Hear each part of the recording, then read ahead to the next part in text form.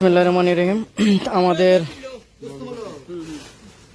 রায়বাজার 18 বাড়ি যে সাধারণ যে আমাদের যে ছাত্র জনতা আছে তাদের পক্ষ থেকে চিরা, মুড়ি, তারপরে আপনার এখানে কিছু গুড়, তারপরে আপনার বিস্কিট আছে, বিস্কিটের আইটেম আছে। তারপরে এদিকে আমরা মেস, একটা সাথে একটা মেস আর মোমবাতি, এগুলো আমরা দেওয়ার চেষ্টা করতেছি।